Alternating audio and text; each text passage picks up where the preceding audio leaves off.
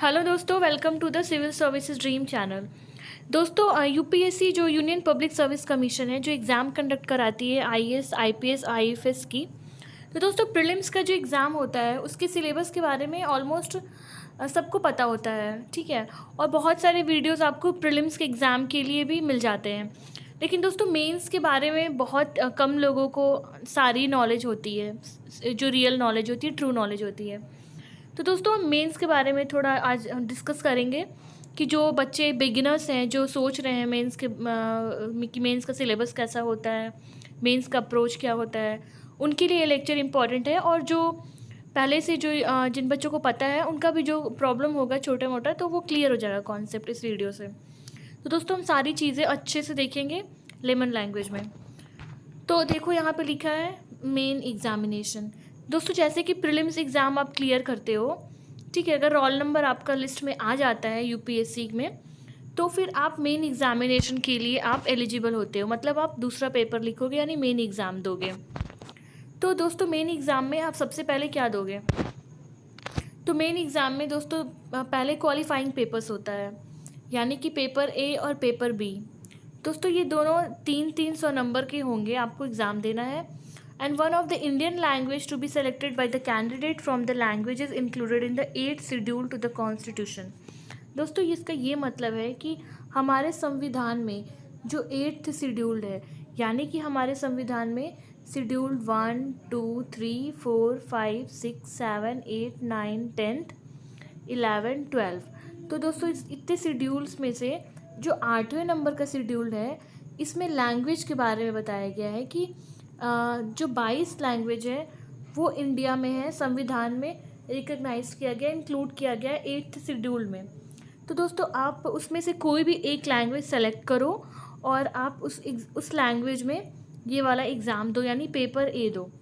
तो दोस्तों, कौन कौन से लैंग्वेज होते हैं मैं एग्जांपल के लिए आपको बता दूं। उसमें नेपाली भी है, संथली भी है, मैथिली है, डोगरी है, और दोस्तों ऐसे ही बहुत सारे लैंग्वेजेस हैं। तो आपको जो भी ठीक लगे तो आप वो लैंग्वेज जो है वो सेलेक्ट कर लो।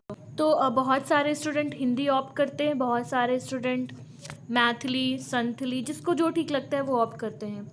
और दोस्तों, ये 25% का होता है। तो ये जो 25% का होता है, मतलब आपको 300 में बस 25% लाने होते हैं, ठीक है। यानी कि 25% 300 कितना हुआ? 75। तो 300 में से आपको 75 नंबर बस लाने होते हैं। ठीक उसी तरह इंग्लिश का पेपर होता है दोस्तों। इंग्लिश में भी 300 में आपको 75 नंबर लाने होते हैं। ये क्वालिफाइंग है। अगर आपका 75 से कम आता है तो फिर आप डिस्क्वालीफाई हो जाते हो पहले ही। तो दोस्तों, यहाँ पे जो है इंग्लिश वाला जो पेपर है, जो हिंदी मीडियम के बच्चे होते हैं उनको यहाँ पे ध्यान देना है कि यहाँ पे कोई ऑप्शनल नहीं है कि आपको किसी और लैंग्वेज में लिखना है। यहाँ पे कंपल्सरी है कि आपको इंग्लिश लैंग्वेज में ही यहाँ पे पेपर लिखना है, जो क्वालिफाइंग पेपर से। मतलब 300 में से आपको 75 मार्क्स किसी भी तरह लाना होता है, ठीक है। तो आइए देखते हैं नेक्स्ट आगे और क्या पेपर है।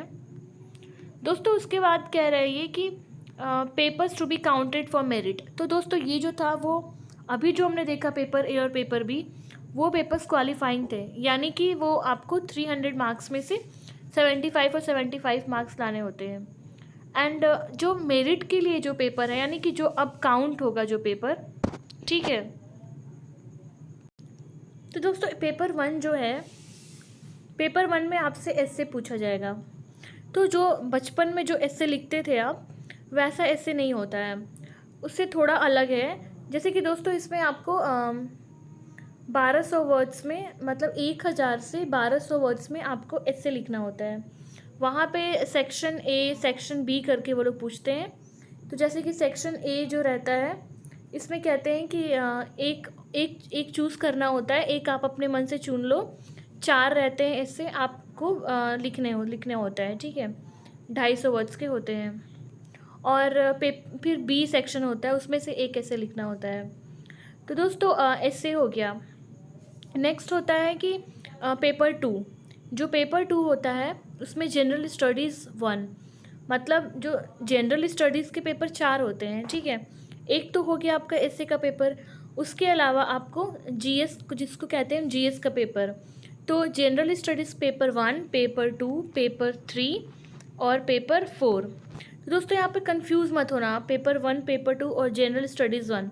पेपर 1 में ऐसे आ गया, पेपर 2 में जनरल स्टडीज़ पेपर 1, मतलब general studies 1, general studies 2, general studies 3 और जनरल स्टडीज़ 4।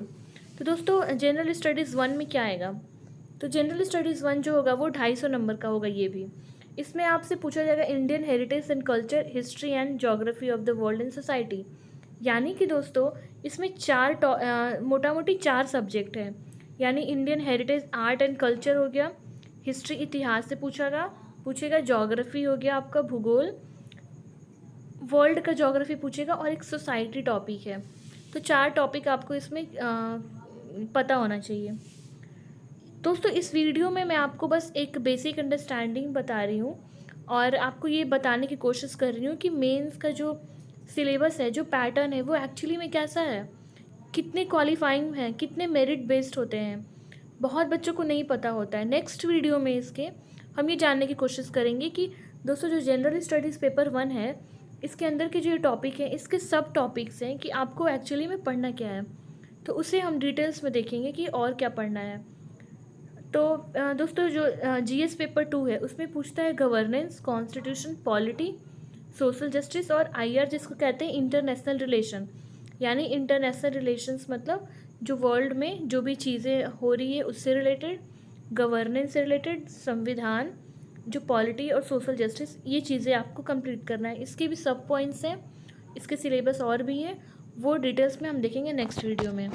दोस्तों पेपर 4 में पूछता है कि जनरल स्टडीज़ 3 यानी 3 में टेक्नोलॉजी, इसमें science and technology, in economic, biodiversity, environment, security and disaster management, ये सारी चीज़ें इसमें आ जाती है। सिक्योरिटी लाइक जो बॉर्डर सिक्योरिटी थ्रेट होती है, ये सब चीज़ें होती है। और इकोनॉमिक डेवलपमेंट यानी इकोनॉमी का पॉइंट जो हो गया, बायोडाइवर्सिटी एंड इन्वायरमेंट का जो टॉपिक हो गया, ये सारी चीज़ें इसमें आ जाएगी। दोस्तों अगला है जनरल स्टडीज़ 4। इसमें दोस्तों एथिक्स, इंटीग्रिटी एंड एप्टीट्यूड पूछा जाता है। इसके सिलेबस भी काफ़ी ब्रॉड है, इसको भी हम देखेंगे डिटेल्स में। एथिक्स यानी कि सारे मतलब एथिक्स का स्कोप, मीनिंग, टाइप्स और जितने भी चीज़ें हैं वो सारे नेचर, वो सब आपको डिटेल्स में पढ़ना है।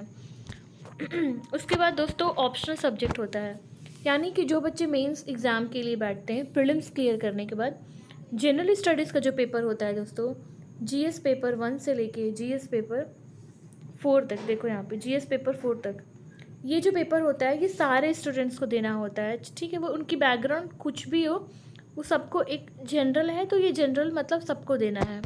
लेकिन दोस्तों जो ऑप्शनल का पेपर होता है, ये पेपर 1 और पेपर 2, ऑप्शनल के 2 पेपर होते हैं। यानी कि आपको एक ऑप्शनल सब्जेक्ट चूज़ करना होगा जो 500 मार्क्स का होगा, यानी कि 250 मार्क्स एंड 250 मार्क्स, 500 मार्क्स के अकेले वो सब्जेक्ट्स होंगे। तो बहुत बच्चे जो इंजीनियरिंग के होते हैं वो इंजीनियरिंग ऑप्ट करते हैं, कुछ बच्चे फ़िलासफ़ी लेते हैं, कुछ बच्चे सोशियोलॉजी लेते हैं, एंथ्रोपोलॉजी होता है, कॉमर्स एंड अकाउंटेंसी होता है, मैनेजमेंट होता है, बॉटनी होता है। तो दोस्तों ऐसे ही और भी मतलब बहुत, एंथ्रोपोलॉजी है, तो और भी बहुत सारे सब्जेक्ट्स होते हैं ऑप्शनल के लिए। तो अगर आपको जो ठीक लगे, ज़रूरी नहीं होता है कि जो आपका बैकग्राउंड है, लाइक आप अगर इंजीनियर हो तो आप इंजीनियरिंग की सब्जेक्ट्स चूज़ करोगे, ठीक है। आपको जो ठीक लगे, आप जिस सब्जेक्ट्स में इंटरेस्टेड हो, कंफर्टेबल हो, आप कोई भी सब्जेक्ट चूज़ कर लो।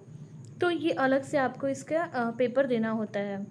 तो दोस्तों टोटल जो होता है वो, और दोस्तों एक पर्सनालिटी टेस्ट यानी कि जिसको हम इंटरव्यू कहते हैं, वो 275 नंबर का होगा। यानी कि 1750 नंबर, 1750 का आपका पूरा मेरिट बेस्ड आपका रिटन मेन का एग्ज़ाम हो गया, और 275 का आपका पर्सनालिटी टेस्ट यानी इंटरव्यू का एग्ज़ाम हो गया। कितना हुआ, यानी कि 2025 मार्क्स का आपका टोटल ये एग्ज़ाम होता है, ठीक है। तो दोस्तों जो टॉप लिस्ट में बच्चे रहते हैं, जो टॉप रैंकर्स होते हैं, उनके जो मार्क्स होते हैं, परसेंटेज होते हैं, वो अप्रॉक्सीमेटली 50% तक रहते हैं। अगर 50% तक मार्क्स आ जाता है तो आपको अच्छी रैंक मिल जाती है। तो दोस्तों ये एक बेसिक्स था, और इसके नेक्स्ट वीडियो में हम ये देखेंगे कि इसके इस सिलेबस का फर्दर और डिवाइड करके इसको तोड़ के कि और क्या क्या पढ़ सकते हैं और कहाँ से आपको पढ़ना है, सोर्स क्या होगा, स्ट्रैटेजी क्या होगी, अप्रोच क्या होगी। ये एक बेसिक अंडरस्टैंडिंग के लिए था। आप एक बार देख लो कितने मार्क्स के होते हैं, कैसे पेपर होते हैं, ये सारी चीज़ों के लिए ये वीडियो था। और दोस्तों यहाँ देख लो, आप लिखा हुआ है कि जो पेपर है इंडियन लैंग्वेजेस और इंग्लिश का, जो पेपर 1 एंड पेपर ए और पेपर बी है, वो मैट्रिकुलेशन या फिर standard will be qualifying nature, मतलब मैट्रिक के लेवल का वो सवाल पूछते हैं। बहुत टफ नहीं पूछते हैं, बहुत बेसिक होता है। लाइक हिंदी में पर्यायवाची शब्द जो होता है, अगर आप ऑप्ट करते हो तो वो पूछते हैं, विलोम शब्द पूछते हैं, है ना। और फिर वो एक पैसेज दे देते हैं, तो उसको कहते हैं कि इसे इसका शॉर्ट वो करके लिखिए, प्रिसाइज नोट्स बना के लिखिए। और दोस्तों ठीक इंग्लिश में भी यही होता है। यहाँ पे कह रहा है कि जो पेपर्स की वैल्यूएशन होती है इससे कि जनरल स्टडीज़ ऑप्शनल सब्जेक्ट की कैंडिडेट्स की, वो qualifying papers on Indian languages के बेसिस पे ही होता है। ठीक है, आपको 25% मार्क्स लाना होता है, मैंने आपको पहले ही बताया है। और दोस्तों जो पेपर ए है इंडियन लैंग्वेजेस का, वो कंपल्सरी नहीं है। जो स्टेट्स अरुणाचल प्रदेश, मणिपुर, मेघालय, मिजोरम, नागालैंड, सिक्किम के लिए कुछ यहाँ पे एक्सेप्शन दिए गए हैं। और जो मार्क्स ऑब्टेन करते हैं कैंडिडेट फॉर पेपर 1 से लेकर 7 तक, counted for the merit ranking के लिए काउंट किए जाते हैं। Commission will have the discretion to fix qualifying marks in any or all of this papers. तो ये कुछ बेसिक चीज़ें हैं कि जो कि इसमें नोटिफिकेशंस में लिखा गया है। बट आपको ये सारी चीज़ें पेपर्स, जनरल स्टडीज़ पेपर के बारे में आपको बेसिक अंडरस्टैंडिंग होनी चाहिए। तो दोस्तों आज के लेक्चर में इतना ही। Thank you.